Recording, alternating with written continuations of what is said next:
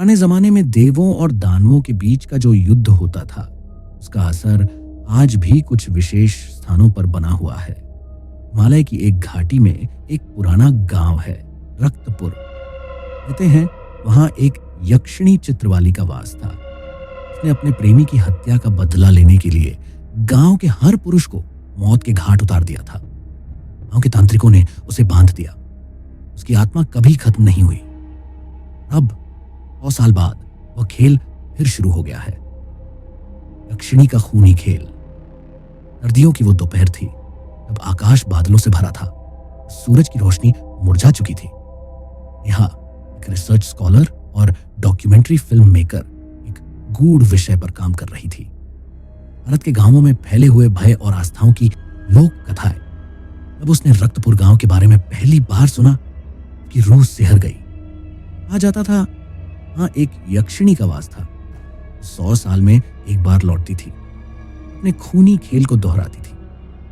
गांव की सरहद पर कदम रखते ही नेहा को एक अजीब सी थकावट महसूस हुई। मानो वहां की हवा में कोई बोझ छिपा हो। पेड़ सूखे नहीं थे, जैसे झुककर कुछ बयां करना चाह रहे थे। गांव में सन्नाटा था, जैसे वर्षों से ये आवाज न गूंजी हो। वही एक झुर्रीदार चेहरा के पास आया। दादीरामी की आंखों में अजीब चमक थी। डर और चेतावनी दोनों कह रही थी। क्या खोजने आई है बिटिया? हाँ, जो खोजता है वही खो जाता है। नेहा मुस्कुराई। दादी की आंखों में जो डर था वो उसके दिल के कोने में कहीं चुप गया। नेहा ने गांव के पुराने मंदिर में डेरा डाला। ये वही स्थान था जहां चित्रवाली को तांत्रिकों ने बांधा था। अंधेरे में वो मंदिर, टूटी मूर्तियां, सूखी बेलों से लिपटी दीवारें और बर्फीली हवा में हिलते घंटे, मानो समय थम गया। रात के 12 बजे मंदिर की घंटियां बिना छुए बज उठी। नेहा का कैमरा हिलने लगा। हमने सफेद साड़ी में आकृति, लंबे बाल जमीन पर लहराते थे, आंखें उनसे भी लाल। आई है तू भी धोखा देगी? आवाज जैसे सिर के अंदर बज रही थी। यहां कांपते हुए पीछे हटने लगी। तो कैमरा जमीन पर गिरा और फिर सब अंधेरा। सुबह नेहा की आंखें दादी रामी के घर में खुली। धूप खिड़की से आ रही थी, लेकिन उसकी गर्माहट में भी डर था। दादी ने थरथराते हाथों से नेहा को पानी दिया। चित्रवाली सिर्फ यक्षिणी नहीं है बिटिया, दर्द है जिसकी चीख आज भी इन हवाओं में है। उन्होंने कहानी बताई। पुरोहित की पत्नी थी, सुंदर सीधी सादी चित्रवाली। राजा ने उसे पाने की कोशिश की। जब वो नहीं मानी, उसका पति एक दिन यज्ञ के दौरान जल कर मर गया। उसने कहा दुर्घटना थी। वो जानती थी छल था। रात उसने आत्महत्या की। मरते वक्त उसकी आंखों में आंसू नहीं थे, सिर्फ आग थी। उस दिन नेहा अकेली नहीं थी। हर पेड़, हर छाया उसे घूर रही थी। रात होते ही आसमान में एक अजीब चमक उठी, रक्तचंद्र। नेहा ने कैमरा चालू किया, पुराने मंदिर की ओर बढ़ी। मंदिर के हवन कुंड से धुआं निकल रहा था, जबकि वहां कोई नहीं था। फिर एक भयानक चीख, जैसे किसी ने आत्मा तक को चीर दिया हो। चित्रवाली प्रकट हुई कि आंखों में बदला, होठों पर कसम, चाल में मौत। खेल शुरू होता है। गांव के पुरुष एक एक कर बाहर आने लगे। पागलों की तरह चिल्ला रहे थे, घुटनों पर गिरकर माफी मांग रहे थे। चित्रवाली ने किसी को नहीं बख्शा। उसने हवा में उड़ते हुए हर गुनहगार की छाती चीर दी। खून की धारों में बहते हुए चीत्कार। नेहा के हाथ कांप रहे थे, फिर भी उसने कैमरा बंद नहीं किया।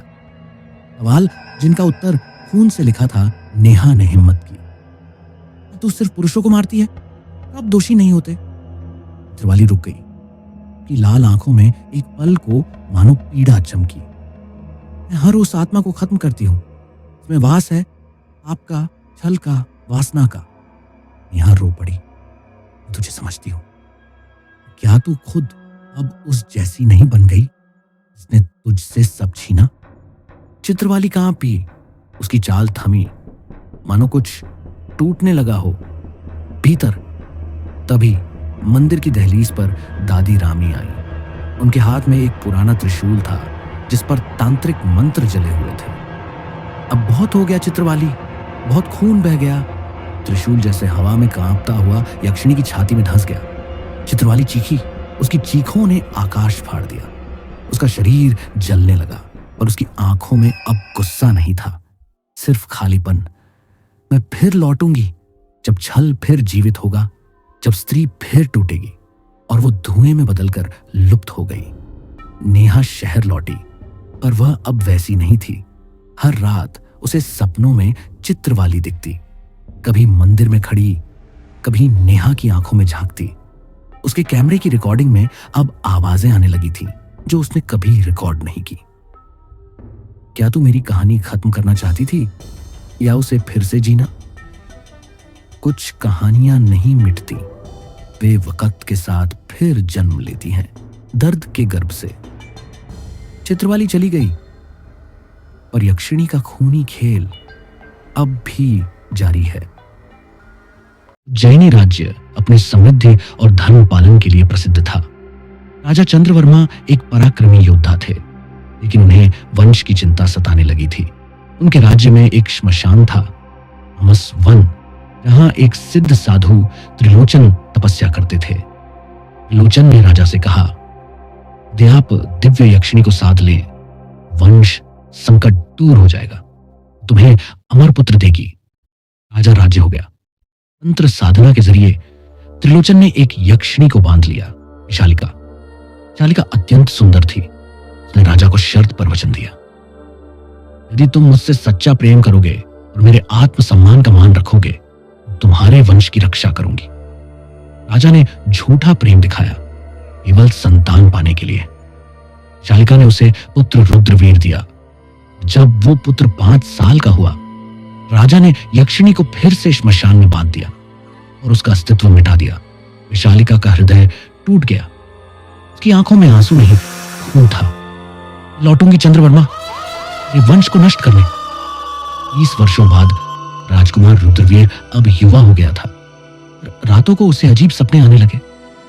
एक औरत जंगल में उसे पुकारती और कहती, मेरा जन्म प्रेम से नहीं, विश्वासघात से हुआ है। जिसमें मेरी शक्ति है। शालिका की 5वें महल की एक सेविका देविका राजकुमार की सेवा करती थी। असल में वो विशालिका की बहन थी, जो अब पुनर्जन्म में उसके बदले को पूर्ण करने आई थी। उसने रुद्रवीर को तामस वन की ओर खींचा, जहां यक्षिणी अब फिर से जाग चुकी थी। एक अंधेरी रात, अब राजा एक विशेष यज्ञ कर रहा था कि रुद्रवीर का राज्याभिषेक हो सके। उसी रात महल में भयावह घटनाएं शुरू हुई। नौकरों की लाशें छत से लटकती मिली। हर आईना लाल हो गया। महल के फर्श से खून रिसने लगा। रुद्रवीर को अब असली सच मालूम हुआ। देविका ने उसे विशालिका के कक्ष में पहुंचाया। वहां यक्षिणी ने उसका हाथ पकड़ा। मैं तेरी जननी हूं। तेरे पिता ने मेरे प्रेम का बलात्कार किया। अब तू तय कर, मेरा बदला लेगा या उसका राजपाट स्वीकार करेगा। राजा चंद्रवर्मा और गुरु त्रिलोचन ने यक्षिणी को फिर से बंद करने के लिए श्मशान में महायज्ञ शुरू किया। इस बार यक्षिणी तैयार थी। श्मशान तंत्र युद्ध हुआ। त्रिशूल, अग्निमंत्र और आत्मिक ऊर्जा का महायुद्ध। यक्षिणी ने त्रिलोचन को भस्म कर दिया। राजा के ऊपर उसने अंतिम तंत्र फेंका। वो अब मृत्यु नहीं पाएगा।